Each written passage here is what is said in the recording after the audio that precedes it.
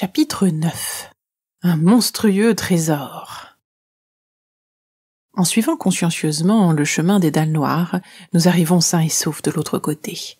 Un peu plus loin, nous passons sous un porche et nous entrons dans... Waouh! Une salle au trésor! L'endroit est immense et au milieu il y a une montagne d'or composée de bijoux, de couronnes, de lingots et de pièces. Je ne sais où donner du regard. Certains objets sont absolument fabuleux, avec des détails de toute beauté gravés sur du métal finement ciselé, serti de pierres précieuses. Dans le tas, je remarque un collier particulièrement somptueux, avec un caillou bleu violacé de la taille d'un poing de bébé. Ah, j'ai le nom de ce caillou sur le bout de la langue. C'est un... Ah oui, un lapis lazuli. Je suis trop calée en joaillerie. Je me l'imagine déjà autour du cou. Il irait parfaitement avec ma robe bleue. Quelle allure j'aurais! Une vraie princesse issue de contes de fées. Je me penche pour le saisir, quand soudain, j'aperçois dans une zone d'ombre 2 yeux brillants d'un vert surnaturel qui me fixent. À la façon d'un diable sortant de sa boîte, la créature bondit de derrière le trésor. C'est un énorme dragon, beaucoup plus grand, impressionnant et menaçant que le mien. Escaladant l'imposant monticule étincelant, il pousse un rugissement rauque. Oups, il ne semble pas vouloir partager. Même pas ce petit collier, non? Il dévale la montagne de bijoux tel un ouragan. Moins de 10 pas me séparent désormais de sa gueule terrifiante. Que faire? Je n'ai aucune arme. Et même si j'en avais, Heureusement, mon courageux Dragolo s'interpose en montrant les crocs. La férocité se lit sur ses traits, sauf que je ne suis pas sûre que ce soit suffisant vu qu'il est rikiki. Pourtant ça marche. Bizarrement, le monstre change d'attitude. S'immobilisant devant mon dragono, il allonge le cou et le renifle en partant de l'extrémité de la queue jusqu'au bout du nez. Mon Dieu, pourvu qu'il ne le croque pas. Il pourrait n'en faire qu'une bouchée. Par chance, pas de coup de dent à l'horizon. Mon dragon miniature se laisse faire en gesticulant comme à son habitude, avec sa petite bouille redevenue insouciante. L'immense animal, quant à lui, a l'air ému. Il câline même mon dragono. Gros museau contre mini museau. Soudain, Dragolo se met en tête d'escalader le dos du colosse. Il grimpe difficilement le long de sa queue et dérape, mais se rattrape en plantant ses griffes entre les écailles du géant. Ça ne semble pas le déranger. Il l'aide carrément dans son ascension en déployant ses ailes et en le poussant avec son front. À cette vue, je sens une boule se former dans ma gorge. Jalousement, je m'écrie sans trop réfléchir. « Eh oh, c'est mon dragon !» Le puissant animal légendaire se retourne brusquement vers moi.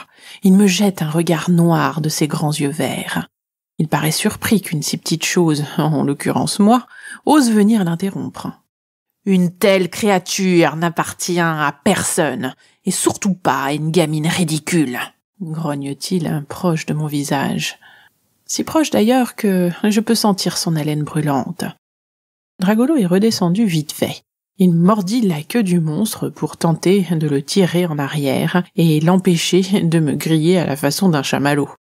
Bien sûr, il n'a pas la force de l'arrêter. Par contre, il détient celle de l'attendrir.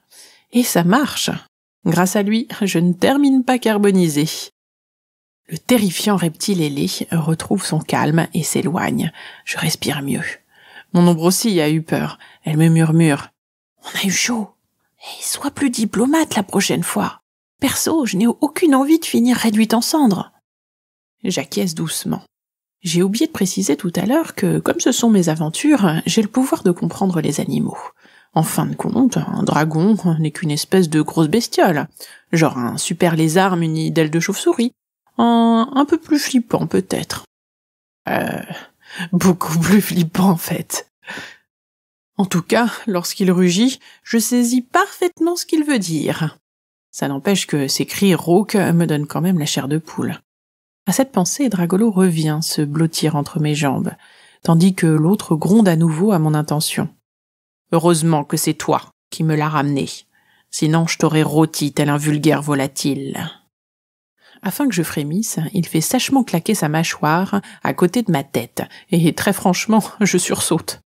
Ayant capté toute mon attention, il poursuit. Mais vu qu'il a l'air de t'avoir adopté, je m'efforcerai de tolérer ta présence. C'est marrant, je pensais que c'était moi qui avais adopté Dragolo. Je vais toutefois éviter de souligner ce détail. À la place, je lui lance un regard de biche effarouché, tortillant une de mes boucles de cheveux autour de mon index. En général, ça suffit à faire fondre n'importe quel interlocuteur. Enfin, je lui réponds en prenant une petite voix. « Merci beaucoup, c'est gentil. »« Mollo, la séance de charme. S'il croit que tu veux l'enfumer, il va nous griller. » me modère mon ombre. J'acquiesce avant de continuer en le brossant dans le sens des écailles. « Excusez-moi, monsieur le grand dragon, gardien du fabuleux trésor, mais... »« Je ne m'appelle pas monsieur, morveuse !» me coupe-t-il d'une voix caverneuse. « Ne m'appelle pas morveux !» essaie de rétorquer mon ombre avant que je lui cloue le bec en plaquant mon pied sur sa bouche. Ça valait bien le coup qu'elle me reprenne 2 minutes avant. Elle est pire que moi, en fait. « Comment dois-je vous appeler, alors ?» enchaînai-je rapidement. « Dracfal, issu de la noble lignée des dragons de feu !» dit-il en ouvrant grand ses ailes et en bombant le torse. « V'là le scoop, les dragons crachent du feu !» chuchote mon ombre à mon oreille. « Chut, ce n'est pas toi qui disais d'y aller mollo ? Et tu m'as ramené le dernier descendant de cette lignée, poursuit Dracfal. « Le dernier descendant ? Dragolo est votre fils ? Mais pourquoi l'avez-vous abandonné ? » Oups, j'ai parlé trop vite. D'un coup de queue, Dracfal balaie une partie du trésor jusqu'à l'autre bout de la grotte. Juste après ce geste d'irritation, une sorte de vague lui parcourt les écailles, à la manière d'un félin dont les poils se hérissent. J'aurais mieux fait de tourner cette fois ma langue dans ma bouche. Un dragon n'abandonne jamais sa progéniture. J'ai tout essayé pour briser cette malédiction. Seulement, je n'ai pas pu me résoudre à faire de mal à Dragonia, même pour sauver mon fils. Il se retourne en laissant planer un silence pesant. Je ne comprends pas tout. Qu'est-ce que c'est que cette histoire de malédiction ? Et puis, il me balance des noms que je ne connais carrément pas. Dragolo, quant à lui, ne semble pas plus perturbé que ça par cette atmosphère lourde. Il joue autour de moi, tentant en vain d'attraper mon ombre tel un chat cherchant à capturer une souris. Je fais mine de m'adresser à lui en lui caressant le menton. « Est-ce que tu sais qui c'est, toi, Dragonia ?» Bien évidemment, mon petit dragon ne réagit pas. Par contre, le grand enlève la tête, comme je l'espérais, et me regarde avec intensité. « Sa mère. »« Non, » m'étonnai-je intérieurement.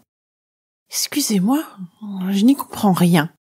Vous ne pourriez pas reprendre depuis le début ? » C'est de la faute d'un sorcier. Un sorcier humain tel que toi, grogne-t-il en me reniflant d'un air pas très sympa. Ah, mais je ne suis pas une sorcière, moi. Peut-être. Peut-être pas, me dit-il en me toisant. Je t'ai à l'œil, même si tu parais insignifiante. Insignifiante. La valeur des gens ne se mesure pas à leur taille. Heureusement qu'il poursuit, sinon je aurais expliqué ma façon de penser. Ce mage diabolique a empoisonné l'eau de la source. Ça a rendu mon aimée agressive. Elle m'a attaqué, a gelé notre nid et notre œuf, dit-il avec rage en crachant une longue flamme qui va lécher le plafond. Face à cette colère, je préfère reprendre ma petite voix pour lui demander. J'ai un peu de mal à suivre. Comment un dragon peut-il geler quoi que ce soit ? Il effectue un tour complet sur lui-même avant d'adopter la posture du sphinx en gardant le silence. Bon, c'est cuit pour avoir plus d'infos. Malgré ça, à mon grand étonnement, il me répond. Dragonia est un dragon de glace. Oh, finalement, ils ne crachent pas tous du feu, se ravise mon ombre. Oui, et tais-toi, par pitié, lui chuchotai-je. Non mais franchement, elle ne se rend pas compte que ce n'est pas le moment. J'avais enfin réussi à le faire parler et elle me coupe. Oh, quelle est belle cette bague! Ce bijou serti de saphir est juste là, à mes pieds. J'allais me baisser pour l'attraper lorsque mon ombre le balai d'une pichenette. Oups, je ne vaux pas mieux qu'elle. J'oublie la bague et je m'empresse d'enchaîner avec Dracfal. Je ne pige pas. Pourquoi sa mère est la seule à avoir été contaminée ? Se retournant vers moi, il pose sa tête sur l'une de ses pattes et grommelle d'un ton blasé. Elle a besoin d'eau pour créer sa glace. Les dragons de feu ne mangent que de l'or. Ils ne boivent jamais. Ok. Et pourquoi n'êtes-vous pas intervenu pour sauver votre œuf? Oula, je crois que la question ne lui a pas plu. Il se redresse brusquement et se met à me tourner lentement autour en faisant dégringoler des objets et des pièces de son trésor. Cette fois, Dragolo aussi est intimidé. Il vient se blottir contre mes jambes. Ce n'est pas bon signe. Comment aurais-tu agi à ma place? L'aurais-tu combattu au risque de la blesser ou pire? Pour ma part, j'ai préféré me cacher ici, dans cette salle. Avec ces richesses, j'ai de quoi tenir des décennies. Tant que l'on ne se croise pas, on ne peut pas se faire de mal. Si je comprends bien, j'ai eu de la chance de dénicher l'œuf au moment où Dragonia était absente. Chance, destin, appelle ça comme tu veux. Vous avez raison, destin, c'est mieux. Je crois que nos destinées sont désormais liées. Je vais vous aider.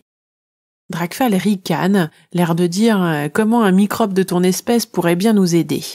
Je fronce les sourcils. Non mais pour qui il se prend? Ce n'est pas parce qu'on est grand, fort et que l'on crache du feu qu'on a le droit de rabaisser les autres et de les mépriser. Moi je lui propose mon assistance et c'est de cette façon qu'il me remercie. Ça me rend folle ce comportement. La colère me consume et cette fois-ci, rien à faire, je m'emporte. Oui, parfaitement, je vais vous aider, monsieur le dragon qui reste caché dans sa grotte. Votre méthode ne vous mènera nulle part. Moi, je commencerai par chercher un antidote pour régler le problème de Dragonia. À ces mots, la rage incendie son regard. Il inspire profondément. Ses joues se gonflent. Mais qu'est-ce qui m'a pris? Je suis inconsciente. Je vois ma dernière seconde arriver, ma courte existence déjà s'achever. Des flammes jaillissent de sa gueule béante. J'ouvre grand les yeux, j'affronterai la mort en face. La fournaise m'engloutit. Mais non, mes 2 anges gardiens me défendent. Dragolo crache une boule de feu pour contrer le brasier de son père. Ça me préserve en partie. Et mon ombre m'engloutit de sa noirceur protectrice.